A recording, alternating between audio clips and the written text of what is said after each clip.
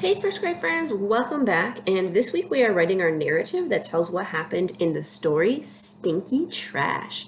And we need to make sure that we include the characters, setting, and plot. So you'll notice that yesterday we went ahead and sketched and then colored in our beginning, showing Grufflin and Ma noticing that stinky trash. We drew and colored in the middle when Pufflin took out the trash later in the day. And then finally, we drew and labeled the end when Ma comes home with a couple of puke-and-berry slurps to reward the kids with. So now we're going to go ahead and start writing the sentences that match what happened in each part of the story. And we're going to start with the beginning. And in the beginning, there are some different ways that you can start your writing. You can say, in the beginning, first, one day, one morning. I think I'm going to go with one morning because I know that they first noticed the trash in the morning after they ate their breakfast. So I'm going to start drawing my lines in to show this sentence. And these temporal words are going to tell my reader not just when this is happening, but really that's a big chunk of your setting. You can see the setting where this takes place, but now we're going to see the part of the setting where we know when this takes place. So here I go. It's going to be one morning,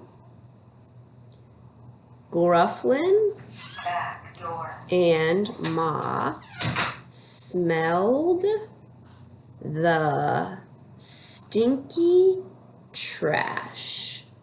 Period at the end of my sentence. And I'm going to go back and fill these in. One, it's the first word in my sentence. Is this O going to be a lowercase little baby O or an uppercase O? If you said uppercase O, kiss your brain. Yes, you guys are doing so much really good editing that now you are starting to include those uppercase letters at the beginning of your sentences. It's so much better. Keep up the good work. One, O-N-E, one, morning. Oh, morning. I could totally have stretched that out. Or like horse. That's one of those bossy R's or R-controlled sounds. Morn. I hear N. Morning. Ing. I-N-G. Look at that. One morning. Perfect. I'm done with these temporal words. I'm not going to move them to the side. One morning, Grufflin. That's just the name of a character. I just went back to the text and snagged it. You'll notice I used an uppercase letter at the beginning of his name, just like you use uppercase letters at the beginning of your names. And I'm sorry, I keep saying his, but Grufflin is actually a girl. Grufflin. But if you can't remember how to spell Grufflin, just go back to your text, friends. After breakfast, see, this happened in the morning, Grufflin. It's right there. Just snag it. Grufflin.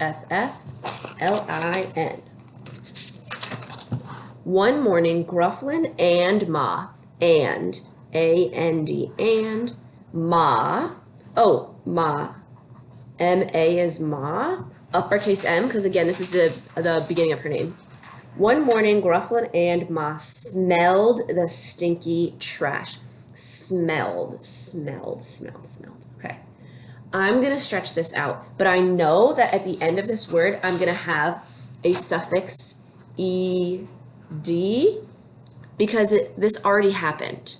We use ed when something has already happened. So let's spell smell first. S-M,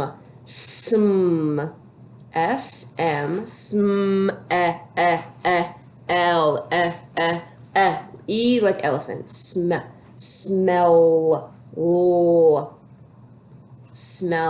Oh, we're going to talk about this on Thursday, but friends, do you remember that floss rule?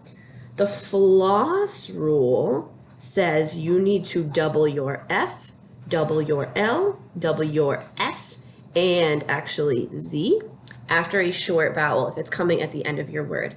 So, that's a short E. It would get a breathe. And since we're ending our word with the O, the L, you gotta double it. Floss rule, we'll talk about it again on Thursday.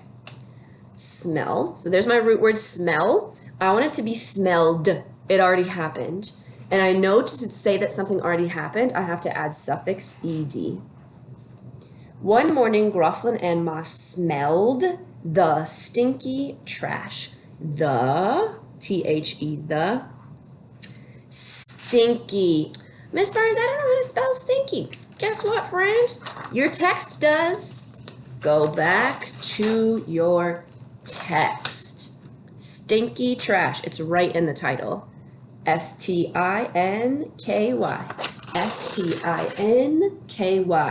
If you sing it to yourself, friends, you're more likely to remember it. S-T-I-N-K-Y. Stinky. Perfect. One morning, Grufflin and Ma smelled the stinky trash. I got this. Chur. T-R. I know it says chur like tree. Chur. Ah. Ah. Ooh, ah like apple. A. Trash. Trash. Ooh, yeah. S-H like ship. That digraph S-H, that consonant digraph we know. Now I can just read my sentence to make sure it sounds right and makes sense. Here we go. One morning, Grufflin and Ma smelled the stinky trash. Perfect. Not only did you tell us the setting, you told us when this takes place, you told us your characters and exactly what happened. You are ready to write your beginning, friends, and tomorrow we'll move on to our middle and write exactly what happened in the middle.